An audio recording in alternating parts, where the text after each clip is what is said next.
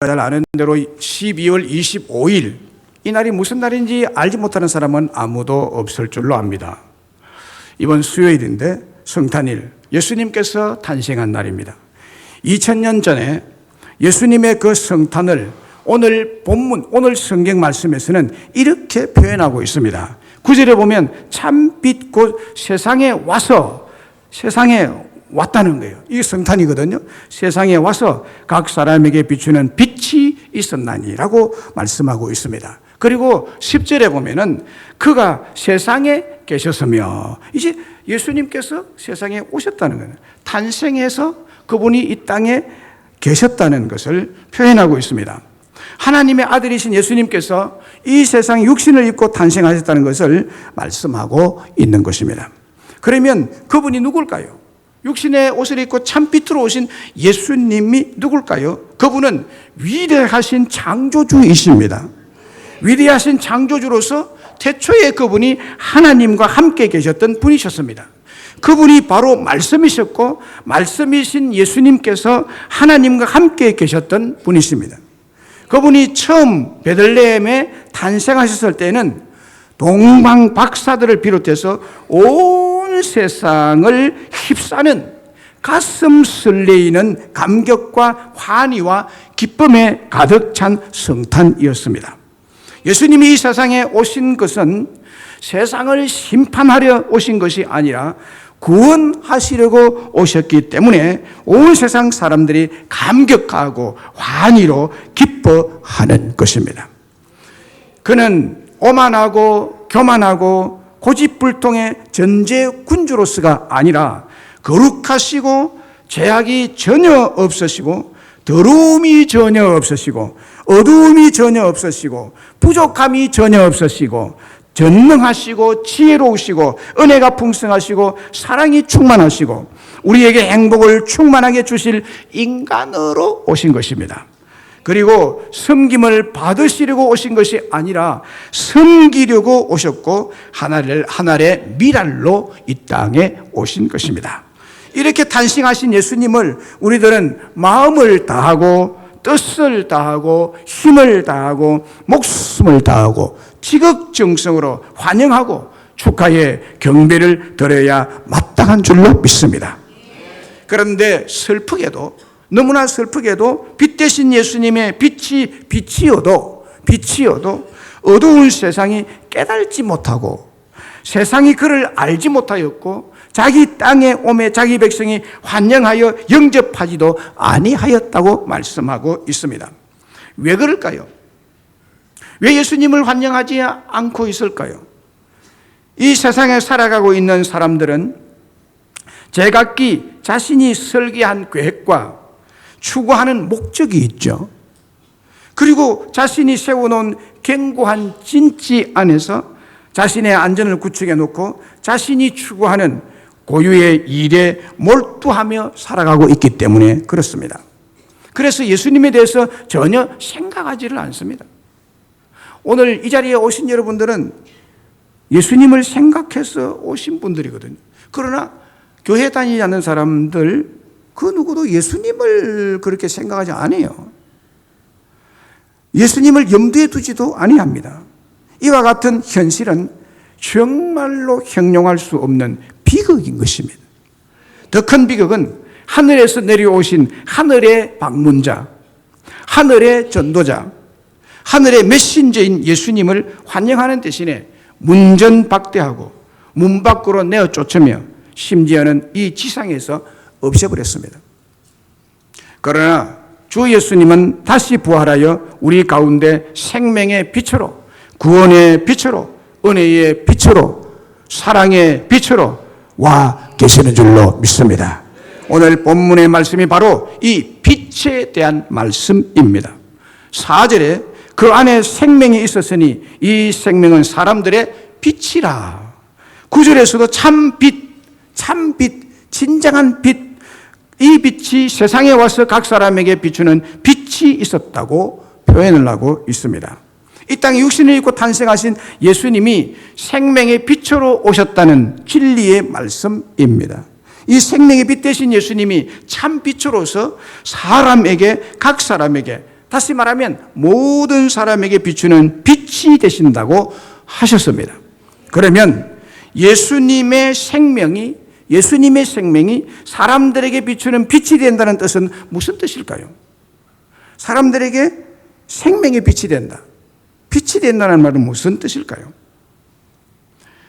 그 뜻은 예수님은 분명하게 하나님을 알고 분명하게 하나님을 믿게 만드는 빛이다라는 뜻입니다.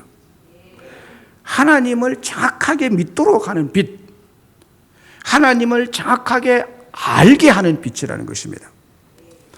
오늘 본문 4절 5절에 그 안에 생명이 있었으니 이 생명은 사람들의 빛이라. 예수님 안에 하나님의 생명, 그 하늘의 생명, 우리가 하늘을 쳐다보고 살죠. 저 하늘에 생명이 있다는 거예요. 그 생명이 예수님의 생명이에요. 그 생명을 알도록 예수님이 이 땅에 빛으로 오셨다는 겁니다. 이 빛이 어두움에 비치게 됐다는 거예요. 어두움 속에 오게 됐다는 거거든요. 성탄은 어두울 때에 예수님이 탄생하셨습니다. 예수님이 탄생하신 2000년 전에 세계 정황, 세계 역사적인 정황을 보면은 로마가 세계를 지배하고 있을 때입니다. 로마가 세계를 지배한 이 전제 군주, 독재 군주 황제에 의해서 흑암의 세력에 묶여 있었던 그때 때가 찬 경륜을 따라서 그때 예수님께서 이 땅에 오셨다고 말합니다. 그때가 인류의 역사상 가장 캄캄한 그런 시대이라고 보는 것입니다. 그때 예수님이 사람에게 빛을 비추기 위해서 하나님을 알게 하기 위해서 빛으로 오셨다는 거죠. 요한 1서 1장 5절에 보면 하나님은 빛이시라라고 했습니다. 하나님은 빛이시라. 그에게는 어두움이 조금도 없으시다고 말하고 있습니다.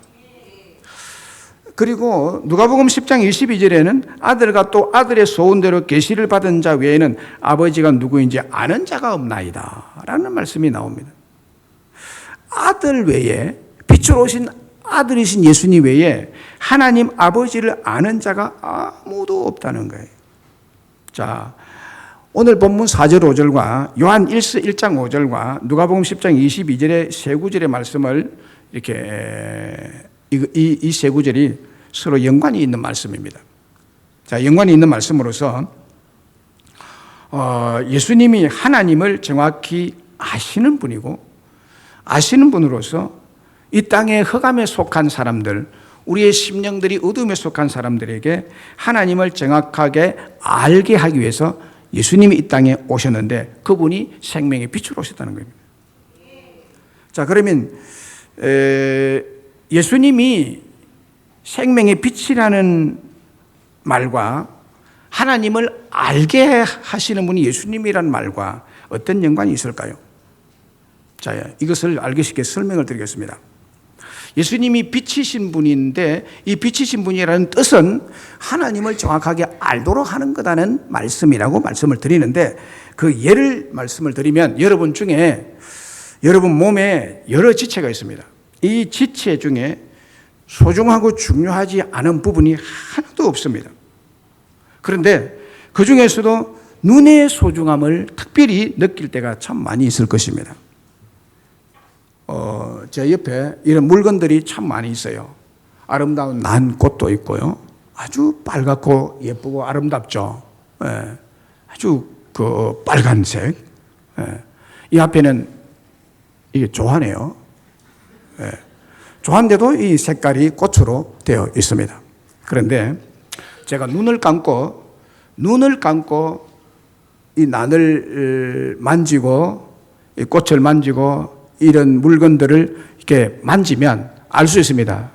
이 꽃송이고, 이거는 꽃 봉우리구나, 이제 피려고 그러는구나. 그걸 알 수 있어요. 손 촉감으로 충분히 알 수 있습니다. 이는 모니터구나. 이거는 컵이구나. 저 꽃을 만지면, 눈 감고 만지면, 꽃이구나. 잎은 잎이구나. 이 줄기구나. 알 수 있습니다. 손에 뻗쳐 있는 이 신경이 아주 예민하게 만지면 알 수 있습니다.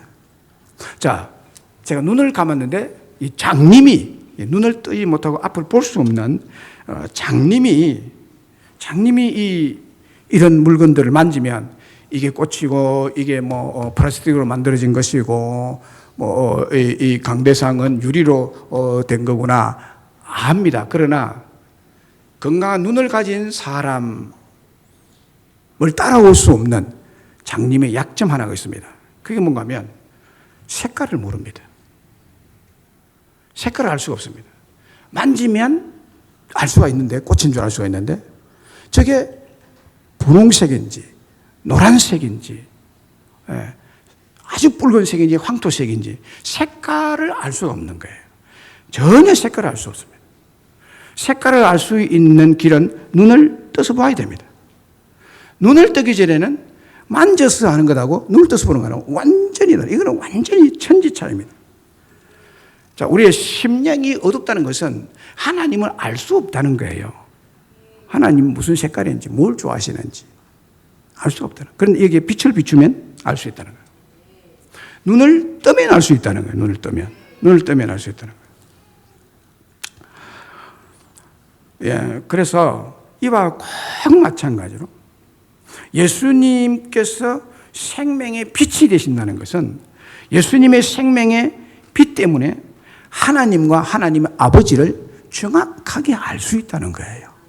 그분이 누군지, 그분이 무엇을 하셨는지, 그분이 좋아하시고 싫어하시는 것이 무엇인지를 정확하게 분별을 할 수가 있는 것이 예수님이 오셔서 우리에게 빛을 비춰줄 때야 알 수가 있는 것입니다.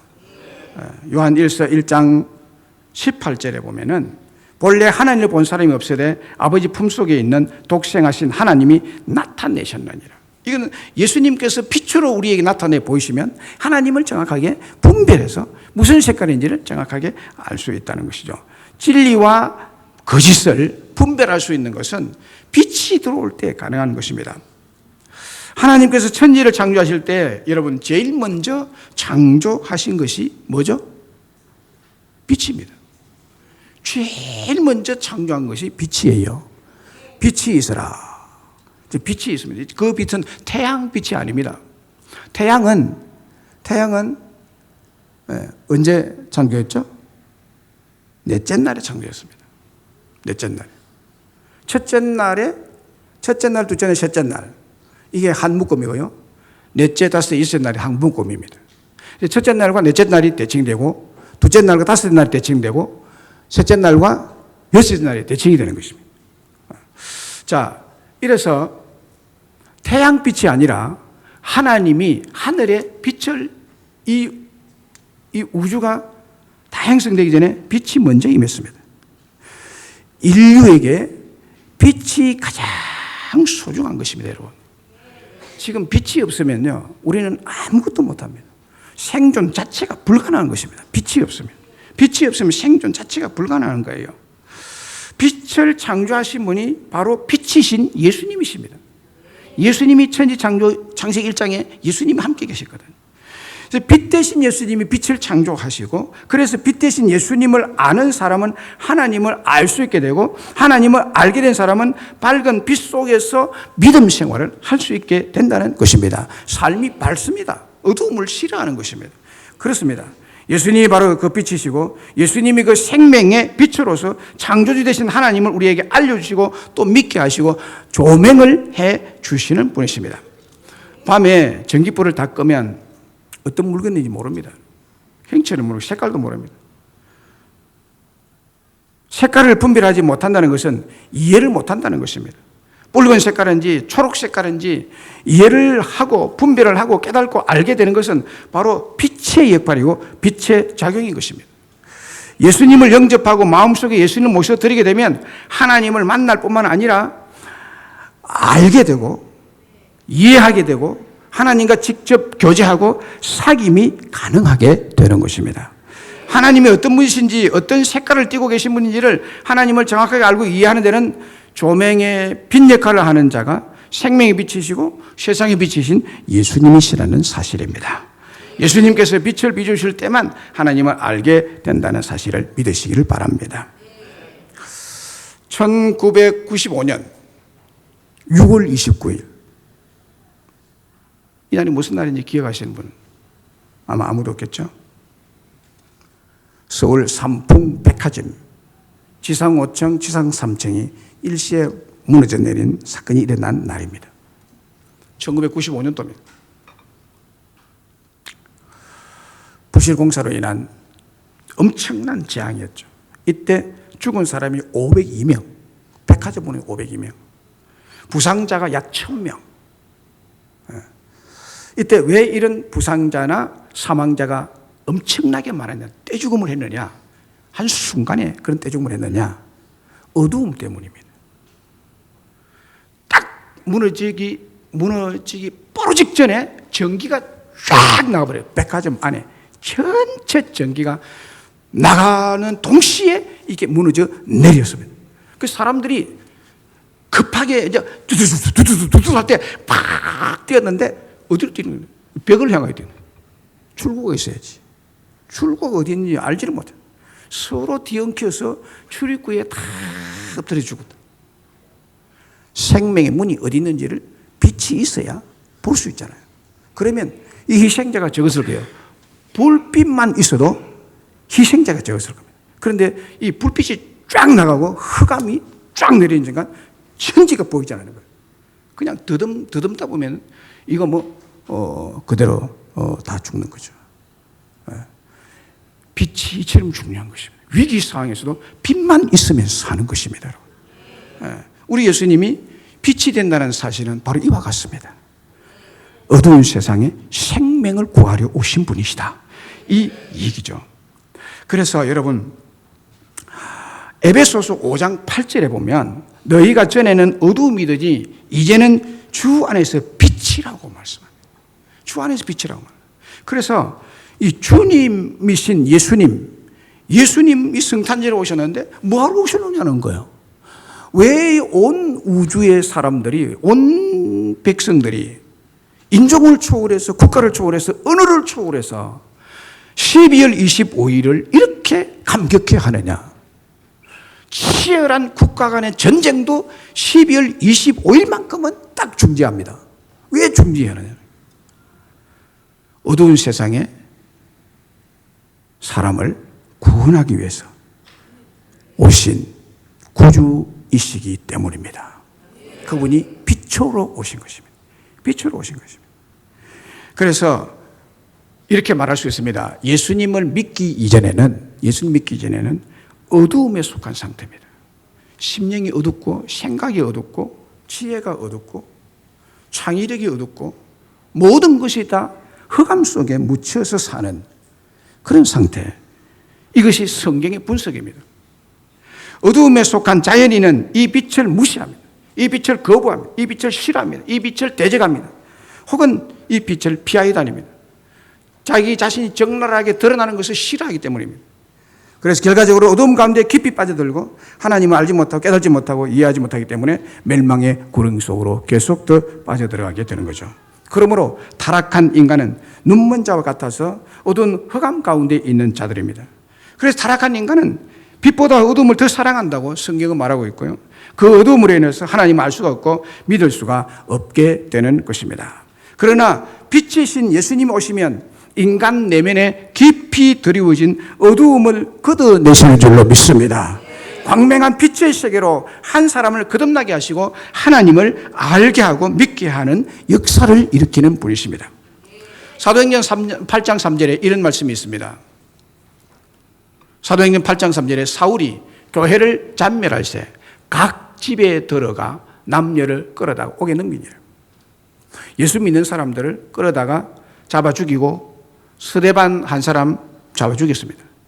그리고 그 살기등등한 사울이 교회를 다 없애버리려고, 잔멸을, 남은 교회들을 다 없애버리려고 할 때 각 집에 들어, 예수 믿는 사람 집에 들어가서 남녀를 끌어다 옥에 갖다 왔습니다. 이런 시대입니다. 오늘 우리 시대는 이렇게 할 수가 없죠. 감사하시기 바랍니다, 여러분. 교회 마음대로 다닐 수 있는 이런 시대에 우리가 신앙생활 한다는 것은 얼마나 감사한지 몰라요. 로마가 지배할 때요, 이 유대 나라에도 이런 자유가 없었습니다. 예수 믿는 사람 잡아다 오게 가둬버렸습니다. 사도행전 9장 1절에 보면 사울이 주의 제자들에 대하여 여전히 위압과 살기가 등등했다고 주의 제자들, 예수 믿는 사람들을 말합니다. 교회를 향한, 교회 다니는 사람들을 이렇게 살기가 등등하다. 살기가 들은 사람 죽이려고 그냥 눈이 밝게 돌아다녔습니다. 사울이라는 사람이에요. 그 2절에 다메섹 여러 해당에 가져갈 공문을 청하니 이는 만일 그 도를 따르는 사람을 만나면 남녀를 막론하고 결박하여 예루살렘으로 데리고 와서 종교 재판에 넘기고 종교 재판에서 감옥형 아니면 사형 이렇게 집행이 되는 것입니다. 여기 사울은 말하자면 어두움에 속한 자입니다. 하나님 알지 못하고 예수님 알지 못하기 때문에 이런 짓을 하는 것입니다. 예수님이 누구인지를 깨닫지 못하고 알지 못하고 믿지 않는 사람의 심령은 바로 어두운 자입니다. 그래서 예수 믿는 자들을 잡아다가 예루살렘에 끌고 와서 다 없애려고 하는 것입니다. 하루는 이 살기 등등한 사울이 다메섹을 가서 다메섹 해당에 가서 예수 믿는 자를 잡아버리고 길을 떠납니다. 길을 쭉 갑니다. 살기가 등등합니다. 어떻게 하면 이들을 다 잡아 죽일까? 씨를 말릴까? 예수 믿는 것들 다 죽여야 돼. 교회당 다 없애야 돼. 이런 마음으로 지금 살기등등하게 이렇게 갑니다. 말을 타고 갑니다. 다메섹 도시에 거의 다 왔을 때 갑자기 하늘에서 빛이 임합니다. 빛 대신 예수님이 성탄절에 임하듯이 하늘에서 이 살기등등한 사울의 걸음을 중지시켜야 돼요. 사울의 걸음을 딱 중지시키기 위해서 하늘에서 햇빛보다 더 밝은 광채가 사울을 확 감쌌습니다. 강렬한 빛이 둘로 비추니까 갑자기 그 빛을 보고 이 사울이라는 사람이 땅에 엎드려서 완전히 넉다운 되어버렸습니다. 앞이 캄캄하고요. 그 밝은 빛을 보았기 때문에 시력이 가버렸습니다. 완전히 눈이 가버렸습니다. 아무것도 볼 수 없습니다. 아무리 봐도 안 보였습니다. 아무것도 보여요. 그래서 더 이상 길을 갈 수가 없어서 엎드려가지고 있는데 그 빛 속에서 아주 강렬한 소리가 들렸습니다. 사울아, 사울아, 네가 어찌하여 나를 핍박하느냐. 빛 속에서 빛. 예수님이 빛이신 빛으로 나타난 것입니다. 이때 사울이 눈이 완전히 가버리고 난 다음에 아무것도 안 보이고 소리만 들리니까 주여 누구십니까? Lord, who are you? 나는 네가 박해하는 예수라. 너는 일어나 시내로 들어가라. 네가 행할 것을 네게 이를 자가 있느니라. 이 말을 해줍니다. 빛 속에서 소리가 났습니다. 그리고 하는 말이 나는 네가 박해하는 예수다. 예수님이 빛으로 임재하신 것입니다. 한 개인에게. 사울이 일어나 가려고 하는데 시력이 완전히 가버려요. 아무것도 안 보입니다. 그래서 같이 동행했던 사람들이 있었는데 동행하던 사람들의 손에 이끌려서 다메섹으로 들어갑니다. 이 사람의 심령이요, 바리새인이었고 유대 율법자였는데 유대 율법으로 캄캄하게 어두운 자였습니다. 어둡기 때문에 예수님을 알지 못했습니다. 예수 믿는 사람을 잡아 죽여야만 된다는 생각을 가지고 있었던 사람입니다. 예수님을 알지 못하기 때문에 아주 무섭고 악랄하게 예수님과 예수 믿는 자들을 핍박했고 교회를 없애려고 했던 것입니다. 그러나 그에게 생명의 빛이신 예수 그리스도가 찾아오므로 그의 심령에 참 빛이 임하고 밝은 빛으로 예수님을 보게 되고 예수님을 믿는 자들을 보게 되니까 예수님의 십자가의 도와 부활의 도가 구원의 참 진리가 됨을 똑똑하게 알 수 있게 되었던 것입니다. 이 사건으로 사울이 사도 바울로 거듭나게 되고 위대한 교회 복음의 사역자로 거듭나게 되고 예수 그리스도의 사도가 되어서 아시아 전역을 다니며 복음을 전하고 핍박의 열정을 복음 전하는 데 사용을 했던 것입니다. 예수의 복음을 위해서 그는 이렇게 고백했습니다. 사도행전 20장 24절에 이렇게 고백하죠. 내가 달려갈 길과 주 예수께 받은 사명 곧 하나님의 은혜의 복음을 증언하는 일을 마치려 하면 나의 생명을 조금도 귀한 곳이 여기지 아니하노라. 이 고백을 합니다. 여기 보면은요, 하나님의 은혜의 복음, 예수께 받은 사명, 바로 다메섹 도상에서 받은 사명입니다. 빛이신 예수님 만나니까 하나님의 은혜의 복음을 그때야 깨닫게 되는 거예요. 어둠이 물러가고 그의 심령에 신령한 밝은 빛이 임하니까 하나님의 은혜의 복음 문제를 깨닫게 되고 예수 그리스도의 십자가와 그의 부활의 복음을 정확하게 깨달을 수 있게 되어서 그가 이 복음을 증거하는 일을 마치려면 자기의 생명을 조금도 귀한 것으로 여기지 않겠다고 그는 고백을 했던 것입니다. 이 고백대로 이제 아시아에서 복음을 전하다가 성령이 바울을 부릅니다. 유럽으로 건너오느라. 그래서 아시아에 복음 전하는 것은 이 소아시아 터키 지방, 요 지방에서 바울이 다 복음을 전가한 것이거든요. 여기에 전하다가 유럽으로 넘어오느라 해서 유럽으로 넘어가는 것입니다. 그래서 초창기의 복음이 유럽에 아주 번성하게 되고 그래서 유럽 전역은 기독교 국가죠. 그리고 로마에까지 바울이 들어갑니다. 로마에 들어갑니다. 이 피팍의 심장부에 깊이 들어가는 것입니다. 거기서 복음 전하다가 아닌 게 아니라 그가 참수행을 당합니다. 순교를 당하고 죽습니다. 그 피로 로마가 기독교 국가가 됩니다. 로마가 기독교 국가가 됩니다. 로마가 예수 믿는 나라가 완전히 되어버립니다. 완전히 되어버립니다. 황제가 예수를 믿게 되니까요. 이 황제의 권력으로 교회를 이제 피팍하지 마라. 피팍하는 세력들을 완전히 가로막고 이 황제의 권력으로 교회를 보호하기 시작합니다. 교회가요, 정치 권력과 이렇게 맞물려서 돌아가면 반드시 부패하게 됩니다. 그래서 로만 가톨릭이 생겨나게 된 것입니다. 어쨌든 바울은 이렇게 복음의 열정으로 복음을 알고 자기의 생명을 바쳐서 복음을 전해도 자기 생명이 아깝지 않다고 고백을 하기까지 이르게 되는 것입니다. 다윗도 이렇게 고백합니다. 여호와는 나의 빛이시여 라고 말합니다. 여호와는 나의 빛이시여 나의 구원이시니 내가 누구를 두려워하리요. 예수님의 생명이 사람들에게 비추는 빛이 되시기 때문에 예수님의 빛을 받게 되면 하나님을 분명하게 알게 되고 믿게 되고 구원을 받게 되고 두려움이 없어지고 담대 믿음의 사람이 되는 줄로 믿습니다. 또 예수님의 빛은 어떤 빛입니까? 어두움의 절망에서 구원하는 빛입니다. 어두움의 절망에서 구원을 시키는 소생하게 하는 빛이에요. 오늘 본문 4절 5절에 그 안에 생명이 있었으니 이 생명은 사람들의 빛이라 이 빛이 어두움의 빛이 되라고 했습니다. 요한복음 8장 12절에도 예수께서 또 말씀하여 이르시되 나는 세상의 빛이니 나를 따르는 자는 어두움에 다니지 아니하고 생명의 빛을 얻으리라 라고 했습니다. 요한 1서 1장 5절에 우리가 그에게서 듣고 너희에게 전하는 소식은 이것이니 곧 하나님 빛이시라 그에게는 어두움이 조금도 없으시다는 이것이니라 라고 했습니다.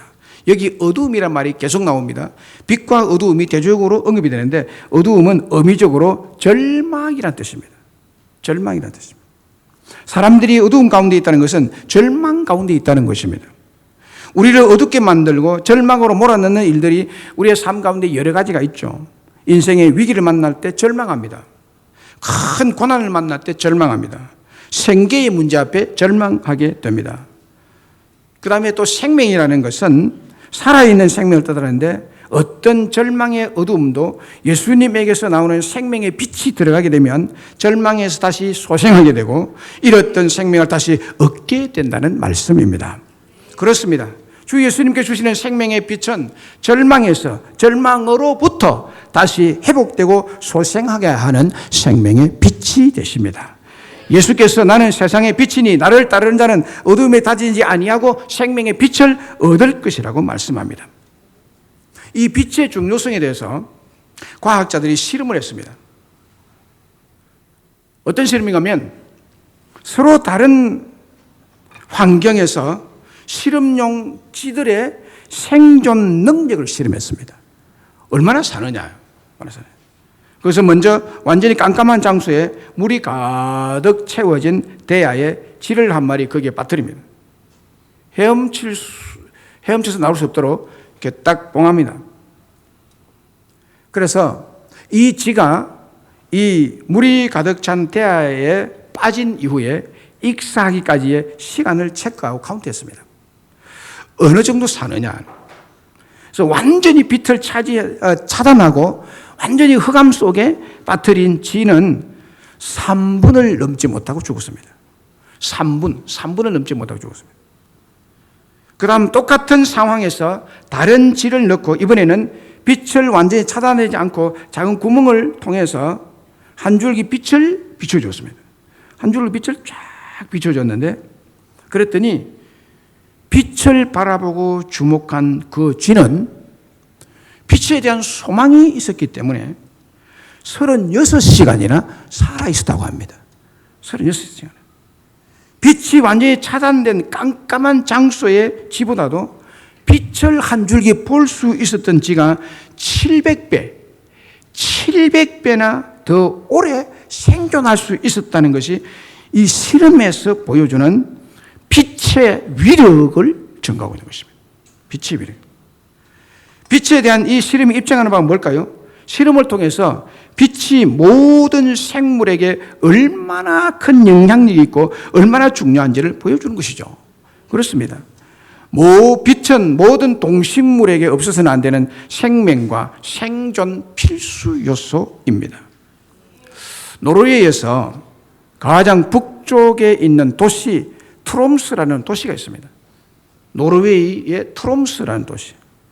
북극권에서도 더 북쪽으로 320km 더 들어가야 되는 그 지점에 극지방의 극지방 이 도시 트롬스라는 도시가 있는데 그곳에는 1년 가운데 무려 58일간 햇빛을 볼 수 없답니다. 완전히 흑암이랍니다. 58일간이나. 거의 한 2달, 석 달간 되죠. 그러니까 이 흑암이 언제부터 시작되는 거예요? 11월부터 내년 1월 말까지 지속이 된답니다. 칠흑 같은 어둠만이 이 도시 하늘을 덮고 있고 길거리에 가로등은 24시간 불을 켜놓은 24시간. 그리고 집집마다 전기불과 그 집을 장식하는 아름다고 예쁜 불빛들을 뿜어낸다고 합니다.